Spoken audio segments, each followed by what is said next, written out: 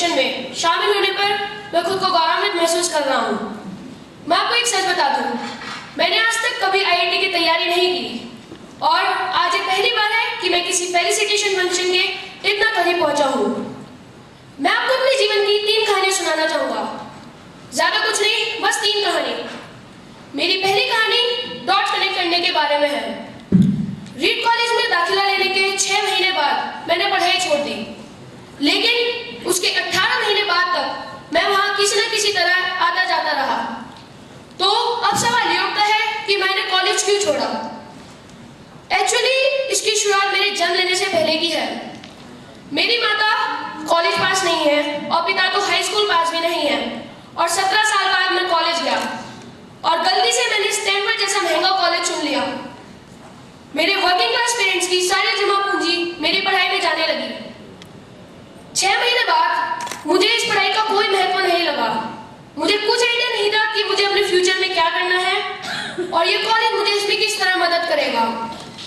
इसलिए मैंने college drop out करने का निर्णय लिया और सोचा जो होगा अच्छा ही होगा। पहले तो ये सब मेरे लिए काफी डरावना था, लेकिन अब जब मैं पीछे मुड़कर देखता हूँ तो मुझे ऐसा लगता है कि ये मेरी जिंदगी का सबसे अच्छा डिसीजन था।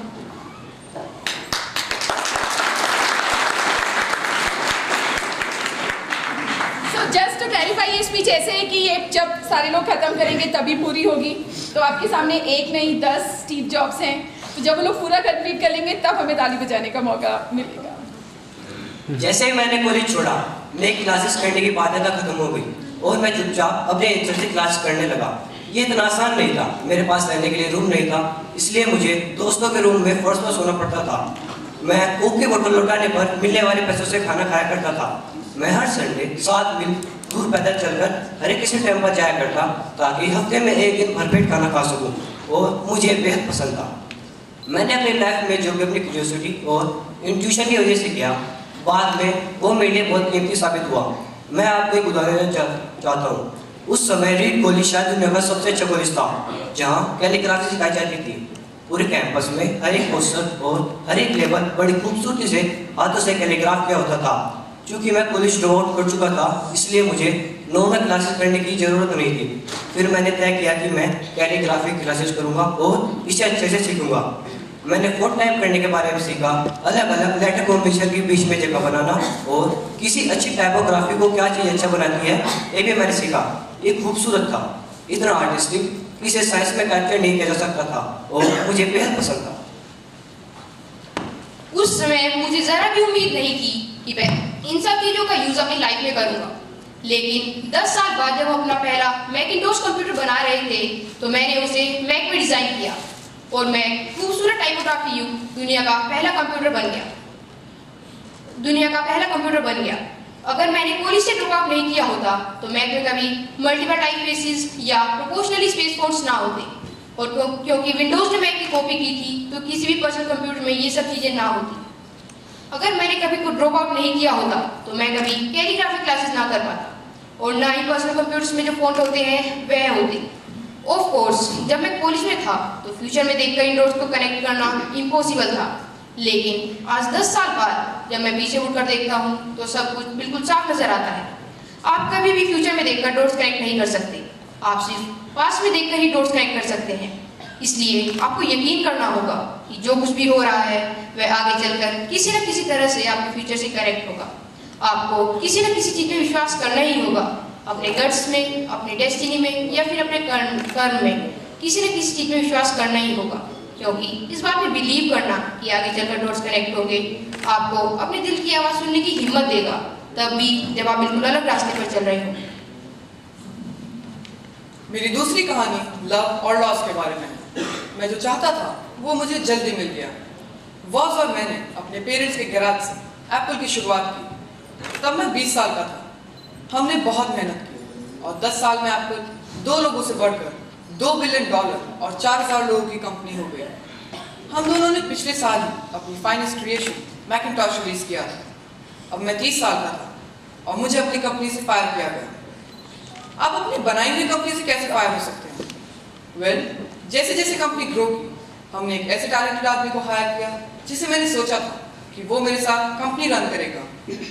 पहले एक साथ सब कुछ ठीक ठीक चला, लेकिन फिर कंपनी की फ्यूचर विजन को लेकर हम दोनों में मतभेद होने लगे। बात बोर्ड ऑफ डायरेक्टर्स तक पहुंच गई। उन्होंने उसका साथ दिया और मुझे निकाला गया, पब्लिकली निकाला गया। मेरी अडल्ट लाइफ का फोकस खत्म हो गया था। सचमुच कुछ महीनों तक मुझे समझ ही नहीं आया कि मैं करूं क्या। मैं एक बहुत बड़ा पब्लिक फेलियर हो गया था। एक बार तो मैंने वैली छोड़कर जाने के बारे में भी सोचा। फिर मुझे धीरे धीरे महसूस हुआ कि जिस काम को मैं करता था उसके लिए मैं आज भी पैशनेट था। एप्पल में जो भी हुआ उससे मेरे पैशन में कोई कमी नहीं आई थी। मुझे रिजेक्ट कर दिया गया, लेकिन अब भी मैं अपने काम से प्यार करता था। इसलिए मैंने एक बार फिर से शुरुआत करने की सोची। मैं तब नहीं सोचा, पर अब मुझे लगता है कि एप्पल से फायर ये जाने से सबसे अच्छी चीज मेरे साथ हो ही नहीं सकती थी। सक्सेसफुल होने का बोझ अब बिगना होने के हल्केपन मैं बदल चुका था। मैं एक बार फिर से खुद को बहुत फ्री महसूस कर रहा था। इस स्वच्छता की वजह से मैं अपनी लाइफ की सबसे क्रिएटिव पीरियड में जा पाया।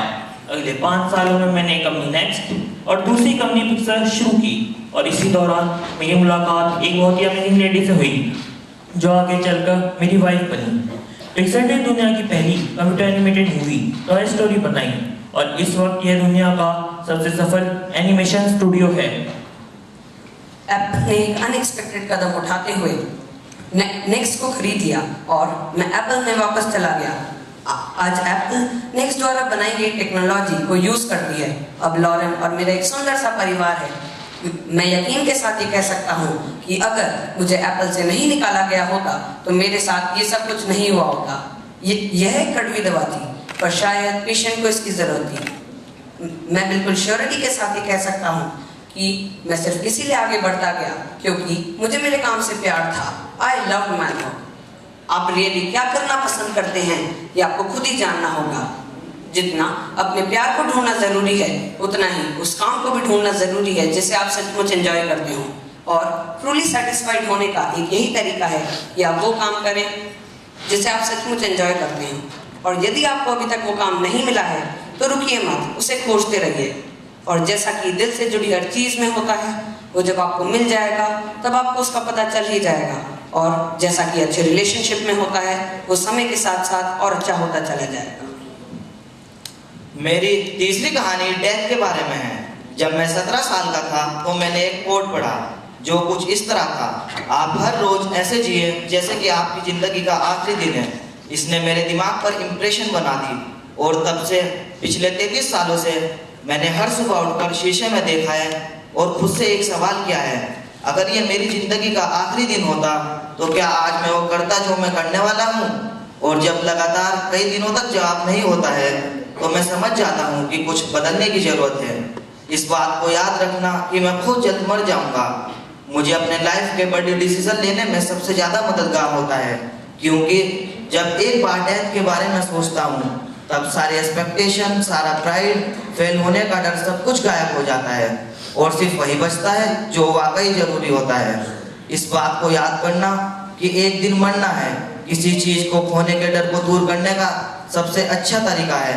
आप पहले से ही नंगे हैं, ऐसा कोई कारण नहीं है कि आप अपने दिल की ना सुने। करीब 1 साल पहले पता चला कि मुझे कैंसर है। सुबह 7:30 बजे मेरा स्कैन हुआ जिसमें साफ दिख रहा था कि मेरे पैनक्रियास में ट्यूमर है। मुझे तो यह भी नहीं पता था कि पैनक्रियास क्या होता है। डॉक्टर ने लगभग यकीन के साथ कह दिया था कि मुझे ऐसा कैंसर है जिसका इलाज संभव नहीं, और अब मैं 3 से 6 महीनों का मेहमान हूँ। डॉक्टर ने सलाह दी कि आप सब कुछ व्यवस्थित कर लें, जिसका इनडायरेक्टली यह मतलब था कि आप मरने की तैयारी कर लीजिए। इसका यह मतलब था कि आप जो बात अपने बच्चों से अगले 10 सालों में करने वाले हैं वे अगले कुछ महीनों में कर लीजिए। इसका यह मतलब था कि आप सब सुव्यवस्थित कर लीजिए कि आपके जाने के बाद आपके परिवार को कम से कम तकलीफ हो।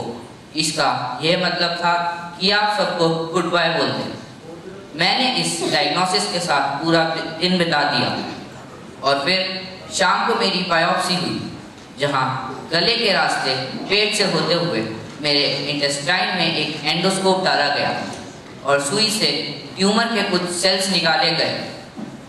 मैं बेहोश था, पर मेरी बीवी जो वहाँ मौजूद थी उसने मुझे यह बताया कि डॉक्टर ने माइक्रोस्कोप में जब मेरे सेल्स देखे तो वह रो पड़ा। दरअसल सेल्स देखकर डॉक्टर समझ गया कि मुझे एक बहुत ही दुर्लभ प्रकार का पैंक्रियाटिक कैंसर हुआ है जो सर्जरी से ठीक हो सकता है। फिर मेरी सर्जरी हुई और सौभाग्य से मैं अब बिल्कुल ठीक हूँ। मौत के इतना करीब मैं इससे पहले कभी नहीं पहुंची थी और उम्मीद करती हूँ कि कुछ दशकों तक पहुंचूंगी। ये सब देखने के बाद अब मुझे और भी विश्वास हो गया था कि मौत एक यूजफुल बट इंटेलेक्चुअल कॉन्सेप्ट है। कोई भी मरना नहीं चाहता है, यहाँ तक कि जो लोग स्वर्ग जाना चाहते हैं वो भी नहीं। फिर भी मौत वो मंजिल है जिसे हम सब शेयर करते हैं और आज तक इससे कोई नहीं बचा है। और ऐसा ही होना चाहिए क्योंकि शायद मौत ही इस जिंदगी का सबसे बड़ा आविष्कार है। ये जिंदगी को बदलती है, पुराने को हटाकर नए का रास्ता खोलती है और इस समय नए आप हैं, पर ज्यादा नहीं, कुछ ही दिनों में आप भी पुराने हो जाएंगे और रास्ते से साफ हो जाएंगे। इतना ड्रामेटिक होने के लिए मैं माफी चाहती हूँ, पर ये सच है। आपका समय सीमित है, इसलिए इसे किसी और की जिंदगी जीकर व्यर्थ मत कीजिए। बेकार की सोच में मत फंसिए। अपनी जिंदगी को दूसरों के हिसाब से मत चलाइए। औरों के शोरों के विचारों में अपने अंदर की आवाज को, अपने इंट्यूशन को मत डूबने दीजिए, क्योंकि आपका इंट्यूशन ही जानता है कि आप सच में क्या बनना चाहते हैं। स्टे हंग्री, स्टे फुलिश, और मैं हमेशा अपने लिए यही विश करती हूँ। और अब जब आप यहाँ से जा रहे हैं तो मैं आपके लिए भी यही विश करूंगी। Stay hungry, stay foolish. अंत में मैं आप सबसे यही कहना चाहूँगा, जो कुछ भी करें, चाहे वो काम छोटा या बड़ा हो, पूरी शिद्दत और मेहनत के साथ करें, क्योंकि जो काम पूरी लगन के साथ किया जाए, पूरी कायनात उसे पूरा करने में जुट जाती है। हर कठिन परिस्थिति जीवन में कुछ सिखाने आती है, तो जब भी कोई खराब परिस्थिति आए तो उसे देखकर टूट मत जाइए। समझ जाइएगा कि कुछ नया सीखने का समय आ गया है, क्योंकि कोई जितना स्ट्रगल करता है वो अपनी लाइफ में उतना ही बड़ा बनता है। काम वो करना जिसे करने में मजा आए और जिसे करने से दूसरों का भला हो। उस काम को करके फायदा ही क्या जो करने में आपको अच्छा न लगे। खुश रहें, जीवन एक ही बार मिलता है, इसे जी भर के जिए। Thank you.